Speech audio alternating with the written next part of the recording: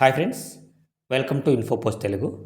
మనం ఈరోజు జీడిఎస్ యొక్క శాలరీ వివరాలతో పాటు వీరికి ప్రతి సంవత్సరము ఏ విధంగా శాలరీ పెరుగుతుంది, వీరి ఫైనాన్షియల్ స్టేటస్ ఏంటి అనే వివరాలు ఈ వీడియోలో పూర్తిగా చెప్తానండి. అంతకంటే ముందుగా మీకు నేను చెప్పే ఏ క్రమంలో మీకు నచ్చినట్లయితే ప్లీజ్ లైక్ చేయండి. మీకు ఎటువంటి డౌట్ ఉన్నా కామెంట్ చేయండి, ఖచ్చితంగా రిప్లై ఇస్తాను. దయచేసి ఛానల్ని అయితే సబ్స్క్రైబ్ చేసుకోండి, ఫాలో అవ్వండి. మీకు ఇంకా మంచి కంటెంట్ అనేది ఈ ఛానల్లో దొరుకుతూనే ఉంటుంది. ఓకేనా?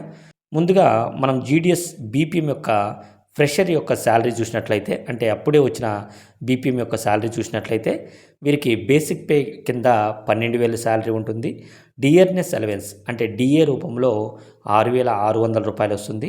నెక్స్ట్ ఆఫీస్ మెయింటెనెన్స్ అలవెన్స్ అంటే మన పోస్ట్ ఆఫీస్ యొక్క బిల్డింగ్ అద్దె అనమాట. ఇది 500 వరకు అందుతుంది. ఇంకా డిడక్షన్స్ ఇవన్నీ తీసేయను 18,540 రూపాయలు అయితే వీరి చేతికి అందుతుంది. ఈ డిడక్షన్స్ గురించి నేను వీడియో చేసిన అండి. పూర్తి శాలరీ స్లిప్లో మనం ఏ విధంగా అర్థం చేసుకోవాలనేది వీడియో చేస్తున్నాను. దాని లింక్ అనేది డిస్క్రిప్షన్లో ఉంచుతాను, మీకు కావాలంటే చూడండి. ఓకేనా? నెక్స్ట్ 1 ఇయర్ తర్వాత ఇదే బీపీఎం యొక్క శాలరీ మనం చూసినట్లయితే వీరికి బేసిక్ పే కింద 12,360 రూపాయలు అనేది వస్తుంది. బీపీఎంకి సంవత్సరానికి 360 రూపాయలు అనేది పెరుగుతుంది. ఓకేనా? నెక్స్ట్ డిఏ 6,798 రూపాయలు అనేది వస్తుంది. అంటే మనకు బేసిక్ పేలో 360 రూపాయలు పెరిగింది కదా, అదేవిధంగా 360 రూపాయల్లో 52% డిఏ అనేది మనకు కలుస్తుంది అనమాట. ఓకేనా? ఈ విధంగా మనకు బేసిక్ మీద 360 రూపాయలు, దాంట్లో 52% డిఏ కలుస్తుంది అనమాట. ఈ విధంగా మనకు ప్రతి ఇయర్ ఈ విధంగా కలుస్తూ ఉంటుంది. కాబట్టి పెద్దగా ఉండదండి, తక్కువగానే మనకు పెరుగుతూ ఉంటుంది. ఓకేనా? నెక్స్ట్ ఆఫీస్ మెయింటెనెన్స్ అలవెన్స్ అనేది ఎప్పుడు ఒకేలా ఉంటుంది, అది పెరగదు. 500 రూపాయలు మాత్రమే ఇస్తారు. ఓకేనా? వీరికి చేతికి అందేది 19,068, అంటే దాదాపు ఒక దానికి దీనికి ఒక 500 డిఫరెన్స్ అనేది ఉంటుంది. నెక్స్ట్ మళ్ళీ ఇయర్కి ఒక 500 ఇలా ఒక డిఫరెన్షియేషన్ పోతూ ఉంటుంది అనమాట.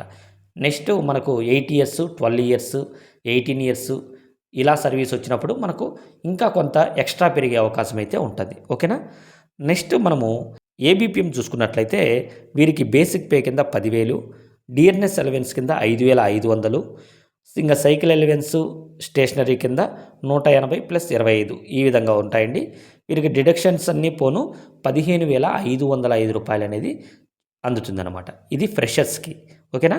నెక్స్ట్ 1 ఇయర్ తర్వాత అదే ఏబీపీఎం చూసుకున్నట్లయితే ముందుగానే చెప్తున్నాను, డాక్ సేవక్కి ఏబీపీఎంకి సేమ్ శాలరీ ఉంటుంది.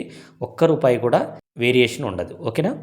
నెక్స్ట్ మనము 1 ఇయర్ తర్వాత ఏబీపీఎంకు చూసినట్లయితే బేసిక్ పే కింద 10,300, అంటే ఇక్కడ 300 రూపాయలు అనేది కలుస్తుంది. బీపీఎంకి అయితే 360 రూపాయలు కలుస్తుంది, ఏబీపీఎంకి అయితే 300 రూపాయలు అనేది కలుస్తుంది అనమాట. ఓకేనా? నెక్స్ట్ ఈ 300లో 52% డిఏ అనేది ఎక్స్ట్రా కలుస్తుంది అనమాట. డిఏ ఇప్పుడు 5,665 రూపాయలు అనేది డిఏ వీరికి వస్తుంది. Next cycle allowance, fixed stationery అనేది ఇవి ఫిక్స్గానే ఉంటాయి, వీటిలో ఏమి చేంజ్ ఉండదు. నెక్స్ట్ వీరికి డిడక్షన్స్ అన్నీ పోను 15,580 రూపాయలు అనేది వస్తుంది. అటు ఇటుగా వీరికి కూడా ఒక 500 అనేది ఒక 1 ఇయర్కు పెరుగుతూ ఉంటుంది. ఈ విధంగా ఎవ్రీ ఇయర్ ఇలాగనే పెరుగుతుంటుందండి. కాబట్టి పెద్ద వ్యత్యాసమే ఉండదు. మనకు ప్రతి సంవత్సరం బీపీఎంకి అయితే 360 రూపాయలు, ఏబీపీఎంకి అయితే 300 రూపాయలు. అంతేకాకుండా మనకు 6 మంత్స్కి ఒకసారి డిఏ రూపంలో పెంచుతూ ఉంటారండి. ఇది 2% నుంచి 4% వరకు పెంచుతుంటారు. అంటే మన బేసిక్ శాలరీలో 2% నుంచి 4% పెంచుతూ ఉంటారు. అంతేకాకుండా మనకు పెయిడ్ లీవ్స్ అని 6 మంత్స్కి ఒకసారి మనం సెలవులు పెట్టుకోకుండా ఉంటే పెయిడ్ లీవ్స్ రూపంలో బీపీఎంకి 6,000 రూపాయలు, ఏబీపీఎంకి 5,000 రూపాయల వరకు వస్తుంటాయండి. అంతేకాకుండా మనకు దసరా బోనస్ కింద 10,000 రూపాయలు అనేది మనకు అందుతుంది. కాబట్టి ఈ విధంగా ఎక్స్ట్రా అలవెన్స్లు మనకు ఉంటాయన్నమాట. ఓకేనా? నెక్స్ట్ టీఏ డిఏలు ఉంటాయా? టీఏ ట్రావెలింగ్ అలవెన్స్ అండి. ట్రావెలింగ్ అలవెన్స్ అనేది ఏమీ ఇవ్వరండి, మనకు టీఏలు ఉండవు. డిఏలు మాత్రం మనకు ఉంటాయి. డియర్నెస్ అలవెన్స్ ఇప్పుడు డిఏ అని చెప్పాను కదా, ఆ డిఏలు ఉంటాయండి. నెక్స్ట్ 8th పే కమిషన్ తర్వాత శాలరీ ఎంత పెరుగుతుంది అంటున్నారు. కంపల్సరిగా మనకు 2026 జనవరి నుంచి 8th పే కమిషన్ ఉంటుంది. దాంట్లో మనల్ని ఇంక్లూడ్ చేసేదానికి దాదాపు ఖరారైంది ఒకవేళ ఇంక్లూడ్ చేస్తారండి. ఒకవేళ చేయకపోయినా మనకంటూ ఒక కమిటీ పెట్టి మంచిగా శాలరీలు అయితే ఖచ్చితంగా పెంచే అవకాశం అయితే ఉంటుంది.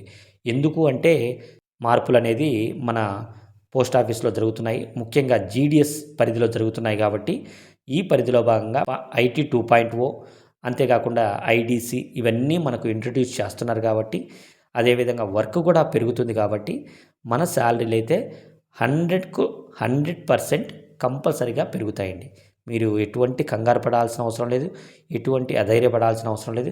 ఇప్పుడుండే శాలరీస్ కంటే డబుల్ పెరిగే అవకాశం అయితే ఖచ్చితంగా ఉందని చెప్పుకోవచ్చు. ఓకేనా? మామూలుగా ఏబీపీఎంకి అయితే 25,000 వరకు, బీపీఎంకి అయితే 30,000 వరకు పెరిగే అవకాశం అయితే కనిపిస్తుంది. ఇది కన్ఫర్మా అంటే దాదాపు కన్ఫర్మేనండి.